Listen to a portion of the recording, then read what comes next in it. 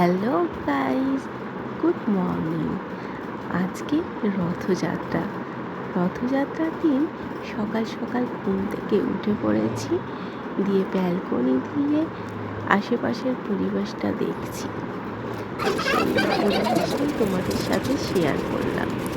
তারপরে চান টান করে ফল কাটতে বসে গিয়েছি, কারণ ওই দিন আমাদের ফ্ল্যাটে পুজো ছিল, মানে গৃহপ্রবেশ।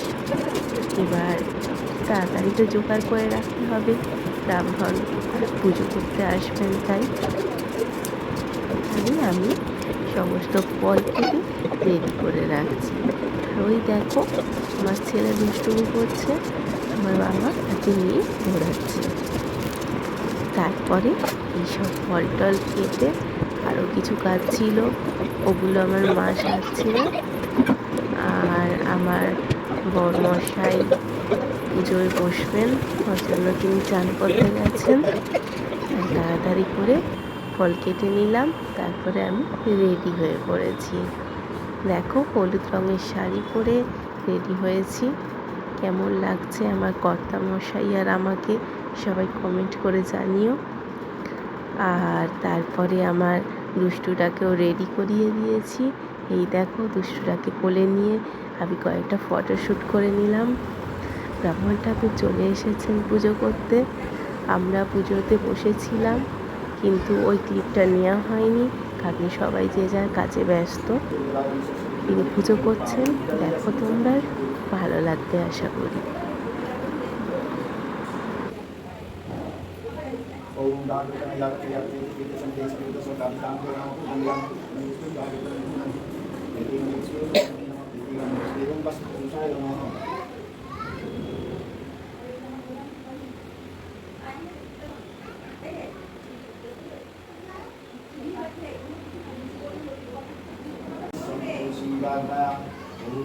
কখন আসবে? হ্যাঁ, কখন আসবে?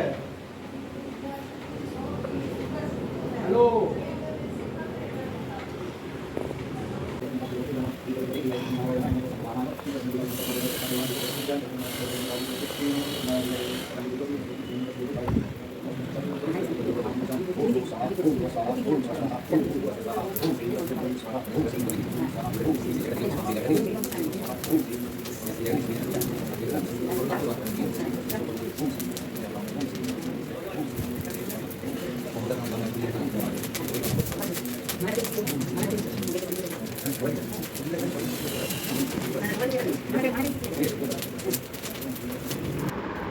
আমরা এখন রথ দেখতে বেরিয়ে পড়েছি।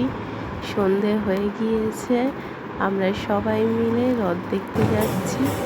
এই দেখো, চলে এসেছি রাস্তায়, এখান দিয়ে রথ যাবে। কত সুন্দর! এরকম রথযাত্রা আমি আগে দেখিনি, খুব ভালো লেগেছিল। আমার ছেলেও খুব মজা করেছে, আর আমরাও খুব আনন্দ করেছি।